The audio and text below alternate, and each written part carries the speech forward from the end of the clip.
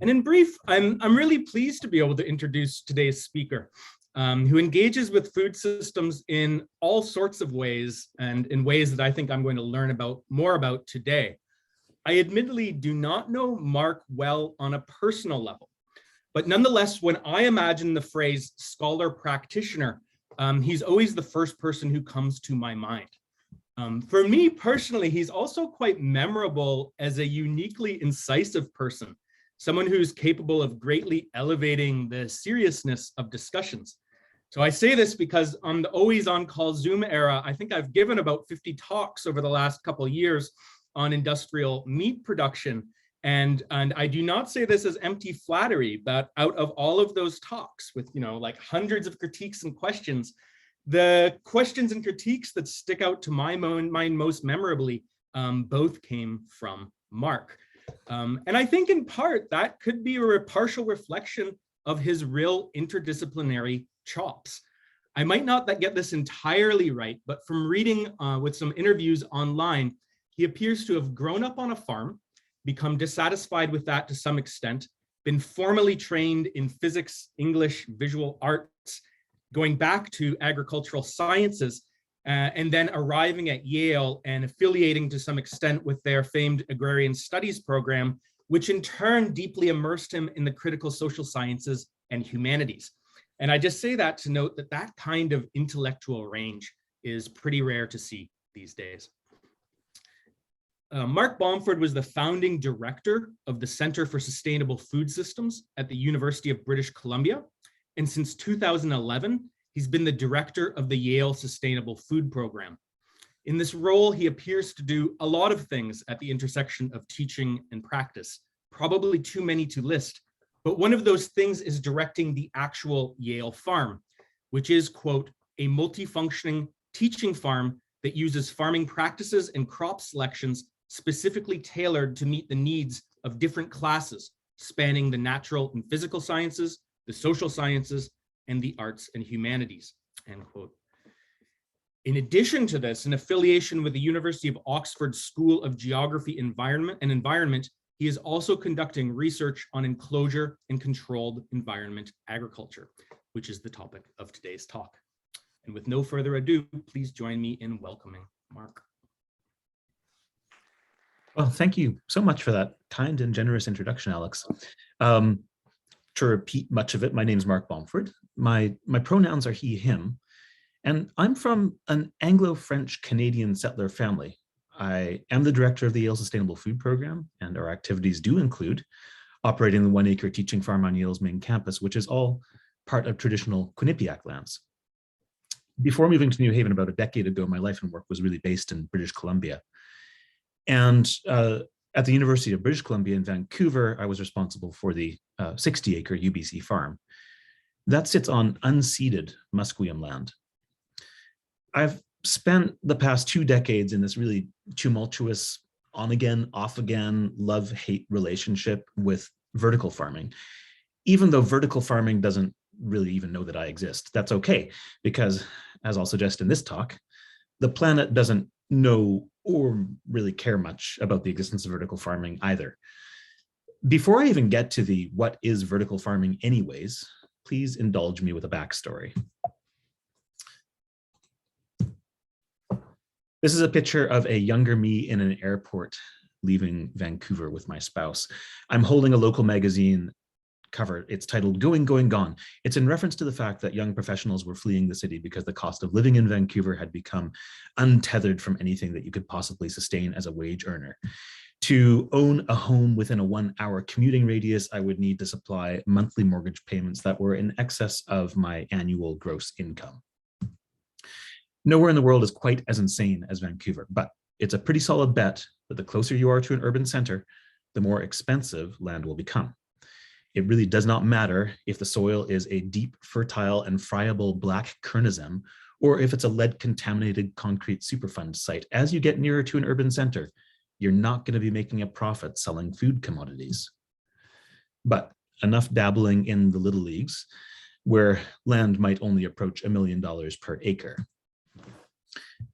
In 2017, slightly less than 1 acre of downtown Vancouver real estate where a White Spot restaurant was located, sold for $250 million. It was one of the few kind of moments of market discovery where the unmoored nature of Vancouver land values kind of became exposed. Back in the Al Gore days, there was this famous moment of PowerPoint history where Al Gore used a scissor lift to follow the Keeling curve for atmospheric CO2 concentration over time up to the top of the stage, right? If you're watching from your laptop, and this little chart here is about 2 inches tall up at the top of the $18,000 per acre height, showing like a cost of land value by distance to urban population center, right? I would need to ascend to the top of Mount Greylock, the highest point in the state of Massachusetts, to show you how much $250 million per acre is. So imagine that chart at sea level. I'm standing at the top of Mount Greylock. That's my Al Gore scissor lift moment. So we are dealing with scales that are sort of like beyond regular comprehension of human quantitative reasoning when it gets to urban land values. So with this, I was at UBC on a nice farm. It's a pretty spot. It rains a lot. And UBC's asset managers, its board of governors, the people who were there to protect the university's value and its interests, they decided they wanted to build condos on it, as one does in a real estate market like Vancouver. So because I was financially naive, I did what you might expect, which is I went to the business school at UBC to say, hey, are there any keen students at the Sauder School of Business who could help me out of this conundrum? Are there any ways that you could actually make enough money while continuing to farm that you could kind of get in the same league as Vancouver condo development? So the first time that I met an MBA student, it was all kind of an eye-opening experience. It's like they came into the office with the associate dean at the agriculture school. And it's like, wow, your shoes are so clean. And why is your newspaper pink? And they heard our case and went back and did some number crunching and said, well, I've discovered that like the highest yielding agricultural practice in the province right now is greenhouses, using state-of-the-art Dutch technology to grow crops hydroponically inside greenhouses. So this is still not going to cut it. We could put a big greenhouse on the farm. It would remain in its agricultural purposes, but we would actually need to go up. We would need to make this a multi-story greenhouse. And we would actually have to keep on going. This would have to be a 25-story greenhouse, but that is what it would take to actually yield from agricultural products the amount of revenue that they are anticipating coming from market housing development. So there was the proposal. We have saved the farm from condominium development. The MBA student left the room, and the associate dean, who was like a rangeland scientist, had a keen intuition for how energy and materials cycled through complex agro ecosystems. He closed the door and looked at me and said, let's just pretend that we never had that conversation. Let's pretend that that conversation never happened. So why, when a vertical farm is currently presented, which looks exactly like what this MBA student was proposing years and years ago, is it met with praise and acclaim and I guess a reception, which is saying this is sublime, this is the future? Why was the associate dean at UBC basically saying, let's just forget that ever happened, let's not talk about it? UBC was the home of, I guess, a sort of early life cycle assessment tool called the ecological footprint. It was the work of Mathis Wackernagel and his supervisor, Bill Rees. And they actually wrote this book called The Ecological Footprint back in 1996. It attempted to figure out kind of, with all the things that went into the urban form especially, if you looked at everything, all the concrete, all the steel, all the glass, all of the natural gas required to heat these buildings, etc. Could you come up with some land equivalent? Could you come up with an expression of the environmental impact that was actually based on some chunk of the planet's surface, and use that as like a uniform indicator of ecological impact? The ecological footprint, you don't hear about it too much today. The term has mostly been co-opted for lots of interesting reasons, but it was really light on empirical analysis. It was mostly a kind of fascinating theoretical exercise, with one exception, and that one exception was the work that Yoshihiko Wada, a master's student of Bill Rees's, did in greenhouses.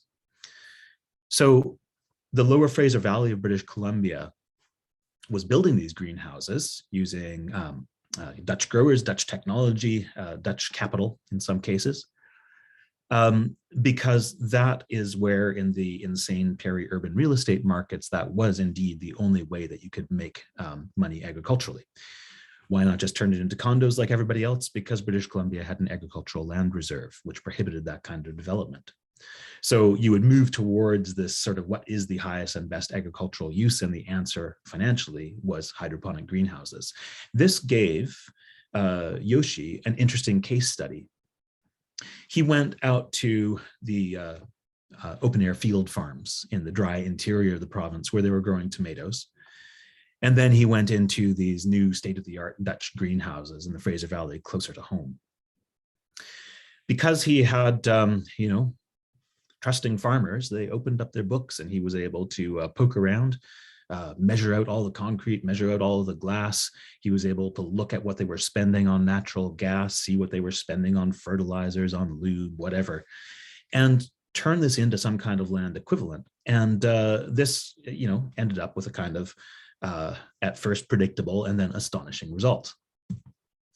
The predictable result is represented in these squares. If you want to take a functional unit, Yoshi's unit was 1,000 tons of tomatoes. You could either grow them in the field. It would take 15 hectares of field space to do that. Or you could grow it inside the high yield greenhouse, only 2 hectares. It's 7 times better.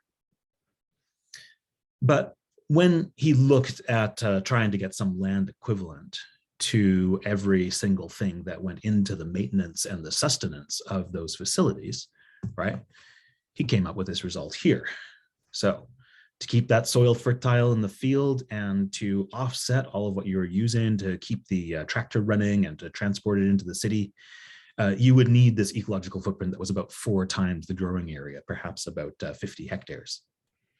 But when you got to the greenhouse and put in everything, especially the natural gas that was being used for climate control, bear in mind, these are single-story greenhouses with very little supplemental light, right? The LED light was not the issue here in this analysis. He figured you need 800 hectares of the Earth's surface, just basically to sustain the operations of that high intensity, high yielding greenhouse. So what this ends up with is this kind of paradox where all of a sudden, when you look at it through this lens, high yield becomes low yield becomes high yield, right? This, as far as I know, has largely been forgotten. When the vertical farm was initially proposed as a theoretical concept, indeed, many of the sort of PowerPoint pitches showed the cover of the ecological footprint book. Clearly no one had ever read it, because if you opened it up, it would sort of say that what you were proposing is the most ecologically damaging form of agriculture that's ever been devised. So you can do as many of these silly math tricks as you like. They're useful as a teaching exercise in the classroom. If you're a good writer or a good presenter, you can generate some interesting narrative imagery from them. I gave this one a try in the preparation of the presentation, right?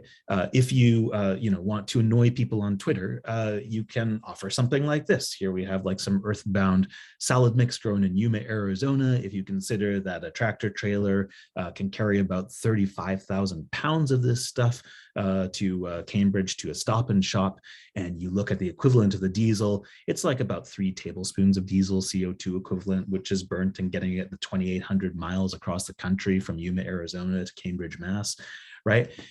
You could look down at the bottom as if you had like a nice pound of mixed salad chauffeured in from a farm on the Berkshires. This would be like, Stockbridge, Massachusetts, coming in a Ford F-250 pickup truck. And you would end up with about 1 pint of diesel equivalent just to get it back and forth to Cambridge, Massachusetts. And then you could find something like what Elon Musk's brother is doing with Square Roots farms, where just basically to keep the lights and the HVAC running in one of those shipping containers, you would need like about 3 pints of diesel equivalent to have your pound of salad mix. So these are just kind of things that you can do, and you can use almost any frame of reference you like. But regardless of how good you are with Excel or PowerPoint or your skills at Google image searching, your message is not going to be particularly compelling. I say that from my own personal experience. You're going to get caught running in circles in some forgotten academic Twitter fight, while teams of well-paid, highly motivated, hardworking, smart, and principled communications professionals, charismatic CEOs, as well as experienced municipal politicians with great survival instincts, as well as venture capitalists with more money than God, they all add momentum to the juggernaut consensus, which is farming indoors is better for the planet, and it is also the next big thing. And if you miss out on it, you are a chump, and if you criticize it, you're just jealous. And my compliments to the people involved here are genuine. This sector is full of brilliant people who love their work and want to do the right thing. How did we get here? In the early 2000s, the Columbia University professor, Dickson Despommiers, he proposed that cities could move food production indoors, cultivating crops, rearing animals under artificial light in stacked, soilless layers in urban skyscrapers. Vertical farming would solve rural agriculture's most stubborn problems, and future urban residents would be guaranteed a safe, reliable, nutritious, affordable, and environmentally friendly supply of food. In Despommiers' vision, the rural farmland that was no longer needed for feeding cities would revert to forest, thereby simultaneously averting a global biodiversity crisis. Now, regardless of its practicality, the concept attracted many supporters, and the substantial funding that's now flowing towards vertical farming seems to be driven in part by this idealized vision. Media praise for vertical farming is widespread, and the critical positions are minimal. At universities like Yale, students who would never have been interested in agriculture, often architects and engineers, are quick to fall in love with vertical farming. You've probably seen the renderings that are kind of like this. This is vertical farming in its full imaginary glory, with the farms that are kind of like digitally rising around the world in major city skylines. None of these actually exist, but there are many things right now that call themselves vertical farms that bear almost no resemblance to these things that caught the imaginations of so many. Two sites that I'm looking at right now are both in what would be considered post-industrial East Coast suburbia. One in Danville, Virginia, the other in Bethlehem, Pennsylvania, both in industrial parks amidst an industrial decline. So in Danville, Virginia, this is a place where some people still take pride of it being called the last capital of the Confederacy. You have the decline in tobacco and textiles. It's somewhat better now, but there was a 15% unemployment rate with the departure of those industries. And through layered incentives, mostly around tobacco-based incentives, what do we do about a tobacco industry in decline?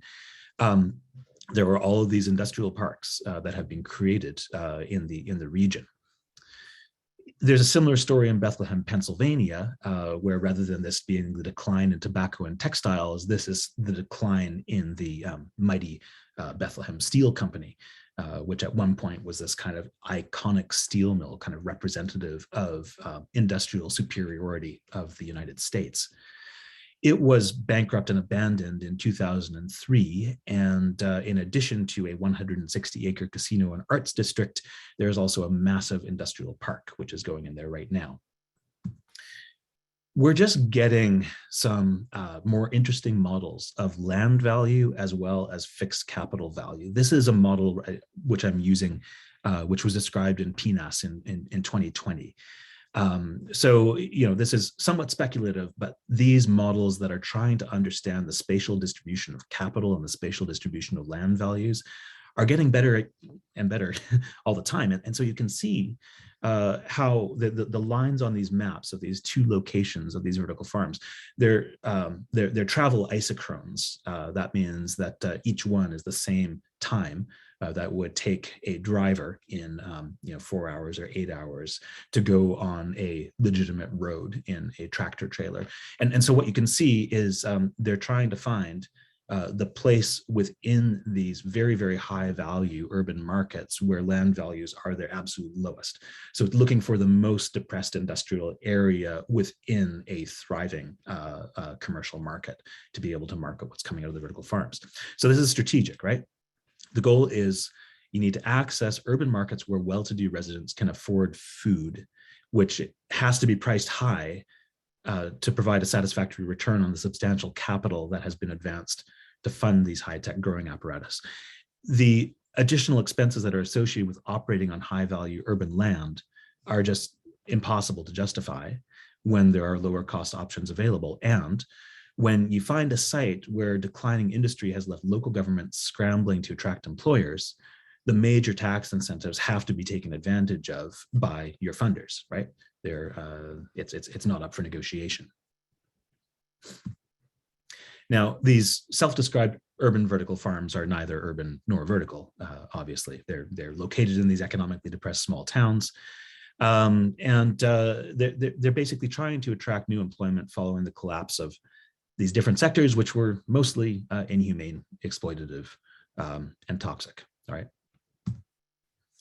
So here's one facility. You can see it's under construction, the orange rectangle right here, the barrack-like buildings in the center.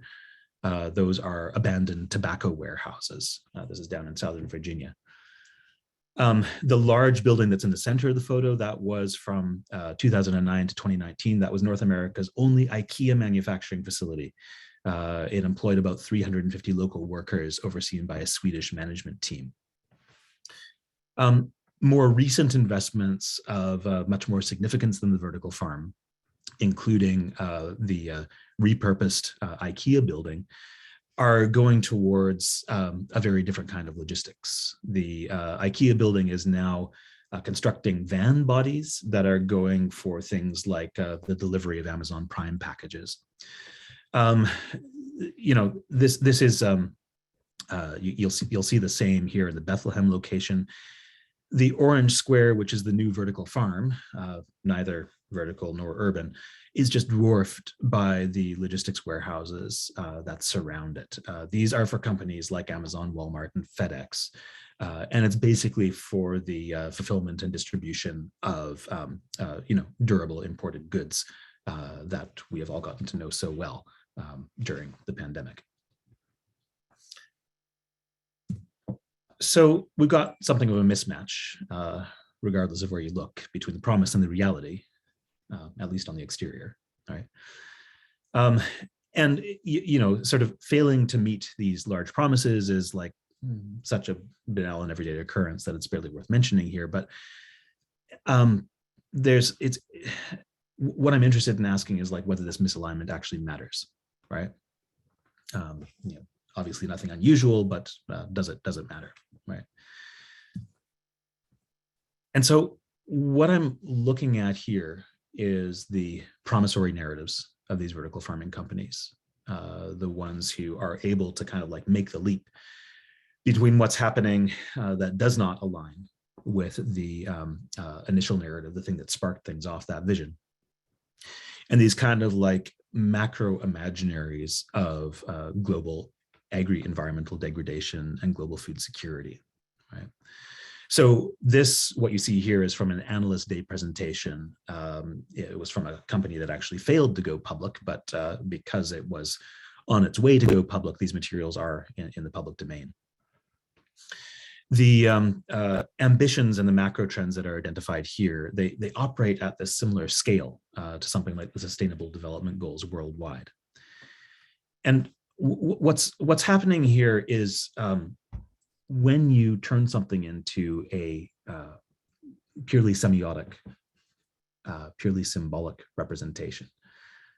You can make these wild leaps, kind of like a leap from your screen to the top of Mount Greylock, that wouldn't actually be able to happen in the material world.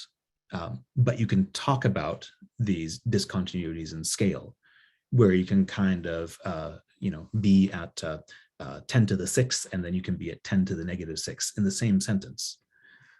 And because you're categorically talking about the same kind of thing, the materiality of what you're talking about doesn't matter anymore. I'll give an example of this through some of the quotes that have come up in my research. From the chief technical officer of a major vertical farming company, which, as I said, is not actually vertical. We're building this industry because we believe fundamentally that what we're building here increases the size of this world, right? What would you say is the value of that, right? What would you say is the value of, expanding the surface area that people can grow food on, expanding the capacity of the world to grow without raising the Amazon, preserving habitat for orangutans while simultaneously growing more food on this planet, right? Okay, just setting aside for the moment that the Amazon has never actually provided orangutan habitat, that's not where they live. I wanted to question the assumption that deforestation was driven by demand for food at all. Recent deforestation in the Amazon has indeed been for cattle. I think it's fairly clear these actions are largely the result, though, of political leadership, particularly protectionist policies instituted by the United States during its last administration, rather than being driven by some kind of inevitable global market food fundamentals. If you look at the period when demand for cattle and feed was growing at its most rapid pace in the early 2000s, deforestation in the Amazon appeared to be essentially at a standstill, right? Because of the supportive conservation policies that were in place by prior administrations in Brazil. So the presumption that increasing the supply of baby salad greens to an affluent urban consumer base, that it has anything to do with the Amazon, and that this in turn has anything to do with orangutans, it's a formidable achievement of the imagination, to say the least. But you can do it when you are working in this kind of like very easy to move up and down scaling that comes with turning this into an immaterial semiotic kind of device. One reason why this might be a problem is because of the inevitability, which is coming into here. I listened to a talk, unfortunately now removed from the internet, by Nicholas Negroponte, the founder of the MIT Media Lab, where he maintained that arable land was going to be utterly unnecessary. At the time, the MIT Media Lab was supporting and also seeking funding from some dubious sources for its open agriculture initiative, which was an indoor agriculture experiment. And then you find this kind of surrender to the inevitability, which you have here from the Square Roots CEO. And my concern here is about foreclosure. My concern is about the futures that are colonized just in the actions of putting forward these visions that are basically unassailably great, right? What are you doing through that inevitability that ends up foreclosing all sorts of possibilities that can't get breathing room anymore? And then in a darker turn, advocacy for a new technology like vertical farming in times of pandemic and climate change can turn our current crises into points just for vindication. So, the recent wildfires, for example, out west have been turned into these "I told you so" moments by some vertical farming advocates. So you have here, like, the Central Valley of California is doomed. And by the way, how do you think they're trying to put out these fires? They're using water that would ordinarily be used for irrigation, right? The suggestion here that the water needed to fight California wildfires dooms the Central Valley, that also requires a similar imaginative leap to the little orangutan quote, right? So the current estimates are that about 25 million liters of water was employed to fight the wildfires during the brutal 2021 season in California. That's about 20 acre-feet. The Colorado River system, it disperses about 1 million times this amount of water to a variety of uses in the Southwest, including agricultural irrigation, right? And the cutbacks that are forecast for the Colorado River coming this fall, actually, they're about 25,000 times larger than the total amount used in fighting fires, right? Again, salad green production does not enter into this. These are rightly being applied towards cotton and alfalfa, but salad is just not a player here, and it never has been. And none of the things that can justify the capital and investment into controlled environment agriculture are going to be these items that are going to have like the material significance within global agricultural and environmental dynamics right now. So the wildfires threats they're real and urgent, and I spent this summer running away from wildfires that threatened to consume my family's farm back in BC, and I can personally attest to like the total urgency of this. But the suggestion that water used for fighting fires, that it dooms Central Valley agriculture and makes vertical farming inevitable, right? It's a claim which is quantifiably inaccurate by 5 or 6 orders of magnitude. So rather than thinking about how technology can overcome land scarcity in cities, I want to talk about other potential ways to look at urban farming and move beyond some of this discourse, to open up some of the politics of the possible here again. And what I'm advocating here is for a version of urban agriculture that rejects the fantasies of self-sufficiency, and celebrates and cares for the rural communities whose health and viability is inextricably linked to the urban. And for this, I do reject what I've put here as the more inward-looking view that imagines urban sustainability as trending towards some kind of closed-loop terrarium. And instead, it emphasizes the need to use urban agriculture, if we're going to use it, as an outward-facing vantage point from which urban dwellers may convene with larger shared political purpose. So this is how I think urban agriculture can be used to do something which is actually disruptive, right? Which is to shake up the stale narrative of rural obsolescence and decline, and that vulnerability that requires saving, right? And position cities to join in a shared responsibility for the health and viability of rural communities, upon which they will always depend. And if it seemed like a little bit of a tonal shift on that final slide, it's because some of this has been kind of like spliced in from a presentation to the UN Food Systems Symposium that was asking these questions, wanted to know sort of like, where does CEA and new ag tech fit in with the future of our urban environments and our urban settlements? So that's the basically take-home plea. So I'll wrap it up there, and we can move into the question and answer part, and I'll stop sharing my screen.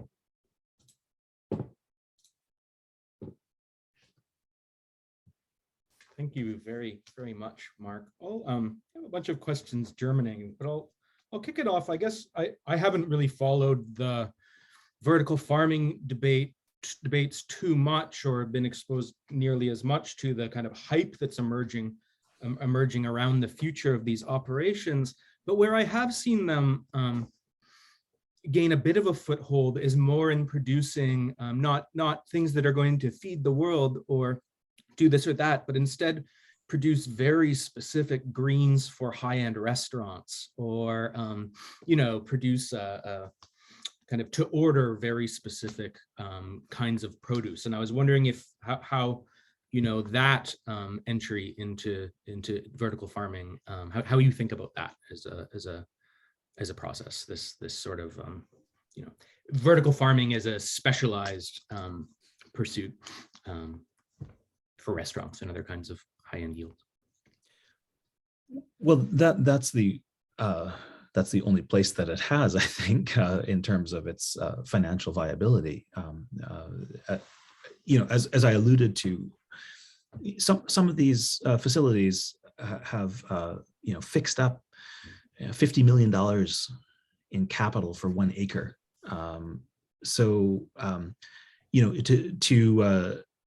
You're gonna need to be selling like $10 million of something a year to make that work. The margins on the markups on food, even high-end food, can't be justified at like sort of Apple computer level markups. That really restricts what you can do. And the main things outside of salad greens right now are strawberries, with a view to caneberries and up into blueberries and some of the viciniums. But you look at the first kind of successful proof of concept on strawberries, and they're the oishi berries that you can get in New York. Haven't checked the price recently, but I think it's like about $60 for a pack of half a dozen of these berries, so about $10 per berry, right? And that is something that can justify the capital investment and making a return on the capital investment to achieve the entire environmental controls that they're looking to achieve. So what the questions I'm interested in are like, where are the thresholds, right? And I know that the thresholds are far below anything of significance to sort of the feeding the world narrative, right? But I don't know precisely how much lower. I'm kind of interested in sorting that out. But it's I guess what I'm curious about, and this will be very relevant for the symposium that you talked about that's coming up about alternative proteins and about meat, is in the case of vertical farming, you have really clear and a little bit easier to deal with evidence about this amazing decoupling between what people are talking about and what they are representing through language and other forms of communication and any material reality that underpins it. And so, I'm really curious to know how much of that is happening in the sector, alternative proteins, meats, that is going unrecognized because we are so accustomed and so easily used to having these symbols and semiotics and rhetorical devices and narratives that are disconnected from the material. It's obviously happening within meat, but at least within meat, you have a sector that seems to be of materially great significance to agriculture's environmental impacts on a global scale. Whereas within high-end salad greens, you have a sector which is materially of no significance to global agriculture's environmental impacts. So, it's sort of like in salad greens, it might not matter that much where the story is going, but in meat, I think it's important that we get the story right. Because if we're doing the same kind of flying up and flying beyond our story and using the rhetoric that kind of like is detached from material conditions affecting animals or people, then we could have a big problem. And we know that with the amount of capital behind vertical farming, which is dwarfed by the amount of capital behind alternative proteins, that capital is indifferent to the truthiness or the falsiness of any particular narrative. It really doesn't care. Thank you.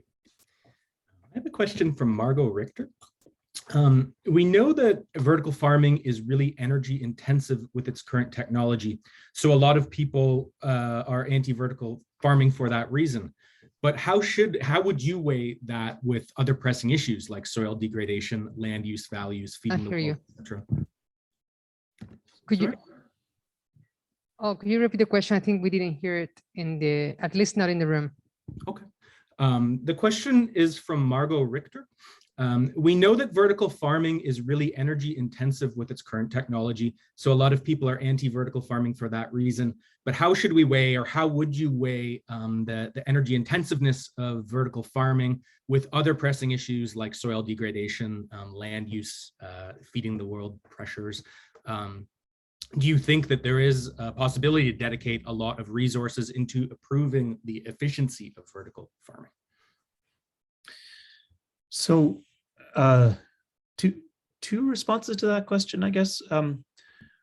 One kind of follows up with the discussion that, or the response I gave to Alex's question, which is that when it comes to land use and when it comes to soil erosion and soil health and degradation and that kind of stuff, we're just talking about different crops, right? The kinds of crops that are contributing to soil erosion, the kind of crops that are using like globally significant amounts of land or contributing to deforestation. I just can't find any evidence that those crops would ever be substituted by indoor equivalents. I just can't make the capital economics of it work out. So I think that that's where, when you start talking about land use and when you start talking about soils, that's where I'm saying that that vertical farming is all talk, and there's actually no material significance to its role there. When it comes to the second part, which is sort of like how far can we go with efficiency improvements and so forth, there was a nice little piece in the New York Times yesterday, actually, that just came out, and they talked to the people I think they should talk to, a few critics and a few boosters, and I think did a good journalistic job of capturing what was there. And one of the things that they discussed was that so much of the excitement about efficiency improvements have been in the dramatic cost reductions in LED lighting that happened starting around 2016 and have just like plummeted down the cheapness of LED lighting. But unlike Moore's law, LED lighting is very tightly constrained by physics, by quantum physics, and we're there. We can't go any further with LED lighting than we've gone already, and that is that's a physics statement more than it is like an economies of scale statement. I also question, I think the obsession with LED lighting was because it did appear to be progressing in a Moore's law kind of way. And because you were able to see this Silicon Valley-like curve of price reductions, it made, sort of led you to believe that, well, maybe we can make similar curves happen in all factors of production, right? I think that LED lighting has been a red herring. In my review of the life cycle assessments and the kind of different ways to do the accounting of the different kinds of environmental impacts of these kind of facilities, LED lighting has never been like the dominant thing. Even beyond the biophysical stuff, I feel like the thing that is worth paying attention to is the people, is labor. And that is also where I do think that there is a legitimate and exciting possibility for improving conditions, because most agricultural labor these are not good jobs. And in many of the reasons why they are not good jobs has to do with the intermittency and precarity, where you are trying to line up what's a good, secure life for a human versus what are the kind of timelines and rhythms of a plant, of a crop, right?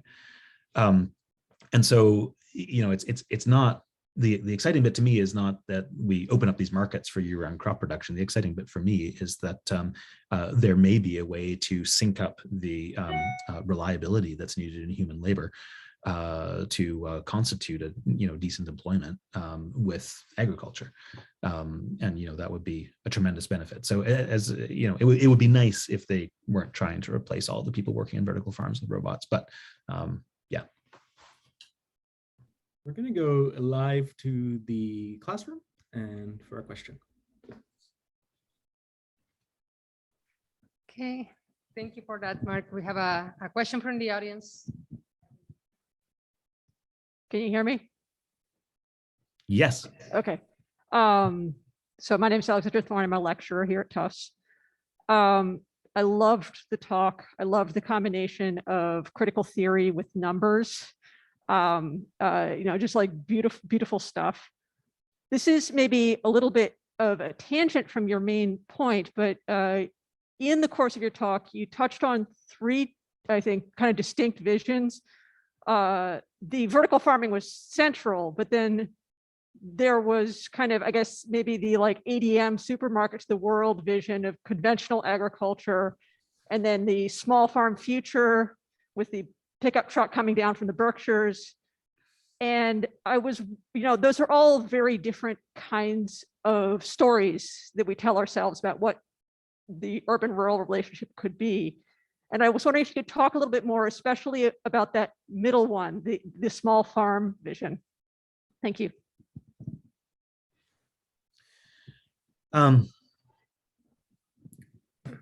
One thing that's interesting in there is how these different narratives can be appropriated and redeployed. If you look at vertical farming and CEA, one thing that I find constantly fascinating is that all the talking points that they use to justify their necessity have been derived from industrial agriculture's critics, right?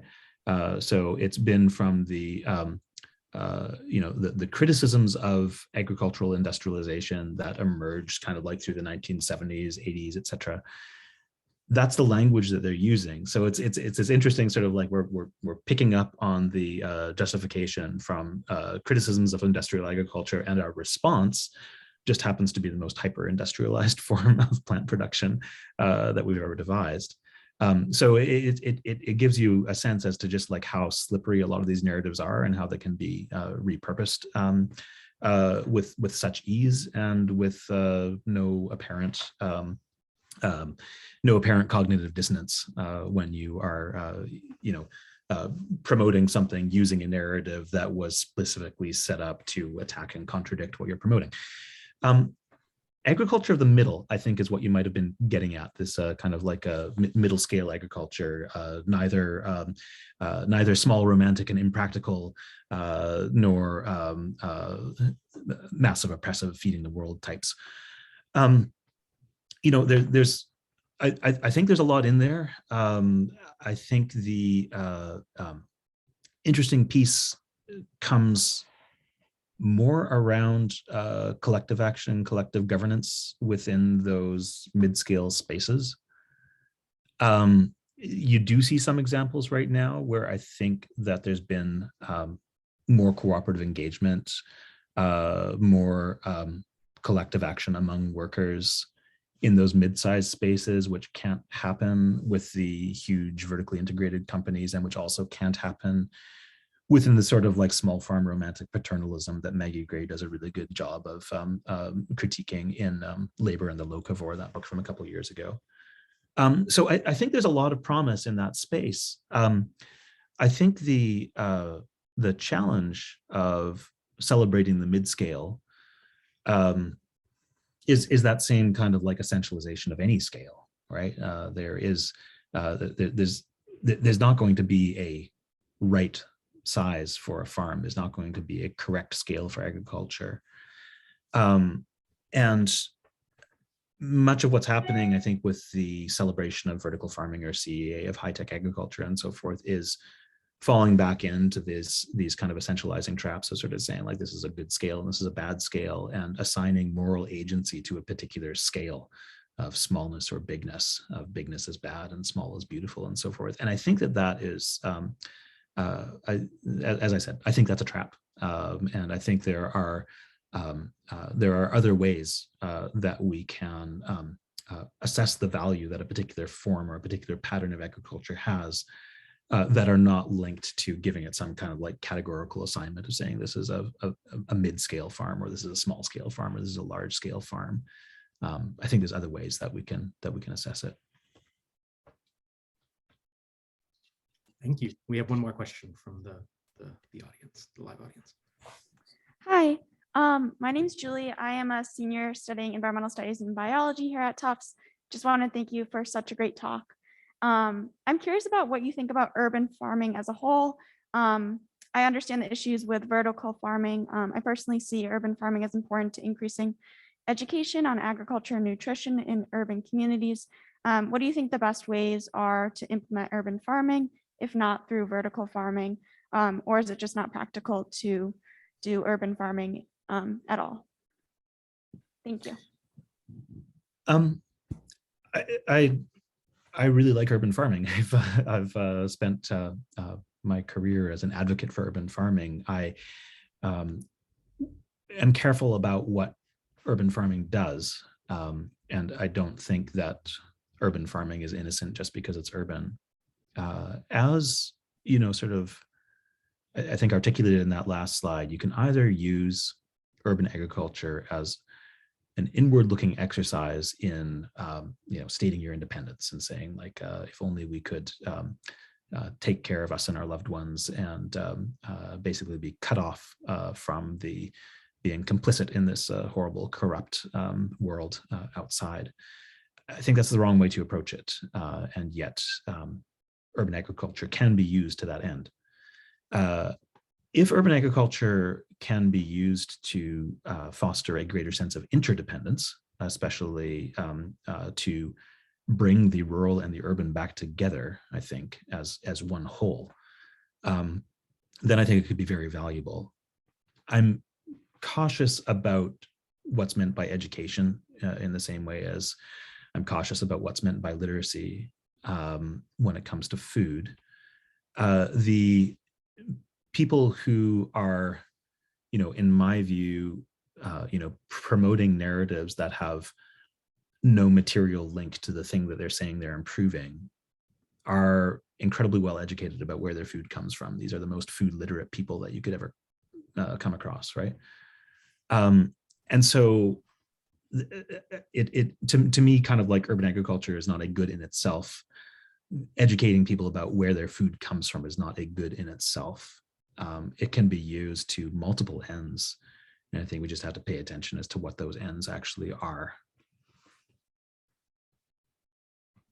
If I can just tag on briefly with an additional question, how, if at all, has this research potentially altered your practices at Yale Farm, or made you think about practices at Yale Farm differently? The Yale Farm has been, changing every year, I think, as we have come to see food and agriculture differently. And the origins of what was going on at Yale Farm as the Yale Sustainable Food Project in the early 2000s, they've kind of served as a foil for the direction we've been going in. The origins of the YSFP were pretty precious. They were really romantic, and they were kind of blind to the entitlement that allowed this university to be pursuing this kind of activity at all. And so I think what we've been trying to do is figure out, what are these entitlements? It's not like a strict Amartya Sen kind of entitlement mapping exercise. But because the claims of vertical farming as this kind of like self-contained enclosure are so like readily incoherent, right? It's so I